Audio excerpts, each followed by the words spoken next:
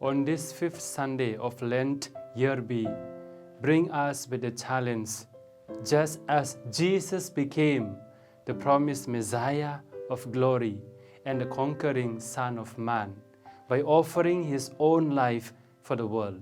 We too will only come to heaven by accepting and offering God the sufferings he permits and by dying to ourselves, spending our lives in self-giving, sacrificial service.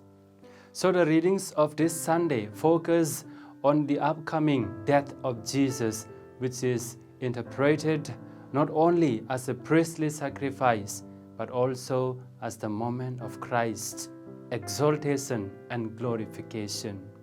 In the first reading, we have a new covenant proposed by Jeremiah. The new covenant is different from all the previous covenants. Its precepts are written in people's hearts, not on stone tablets. In the Gospel, we hear Jesus' presence about gradually approaching his hour, the moments of the world's redemption, and declaring definitely about the death that he is to embrace on the cross, which would crush the evil powers and be a sign of salvation and hope for the world. When Jesus hears desire of the Greeks, he declares that his hour has come. He came to the world to draw all people to himself. In John 12:19, the Pharisees had complained that the whole world was running after him.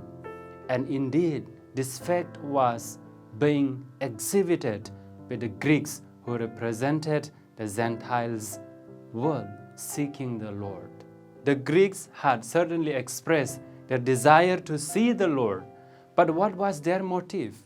It is not known clearly, maybe because they were amazed at Jesus' preaching and saw him as one of their own great Greek philosophers like Plato, Socrates, Aristotle, etc. Maybe because they were fascinated at Jesus' wonders and desired to meet him, expecting some miracles and healings.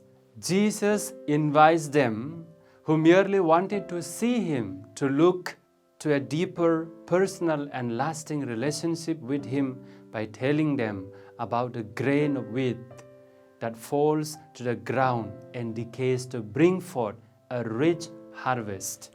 With this example from nature, the Lord points out that sacrifice is the true way to salvation and redemption. Like the grain of wheat, we have to let go and let God.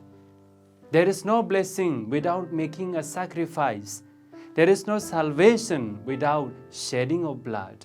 There is no redemption without undergoing pain. As the second reading says, although he was son, he learned through suffering what obedience was, and as a result became the source of eternal salvation for all those who obey him. It was only when Jesus was willing to let go that he found strength and comfort in God. Yes, suffering and pain was the way that the Lord had chosen to redeem and save the world. The cross was to be the ultimate symbol that was to draw all people to himself. The cross hangs as a symbol in many of the places that we go, in the church, in the homes, and in many books and pictures, etc. Does the cross move us to seek the Lord in a more intimate and close manner? Does the cross inspire us to walk our own ways to Calvary with greater purpose and meaning?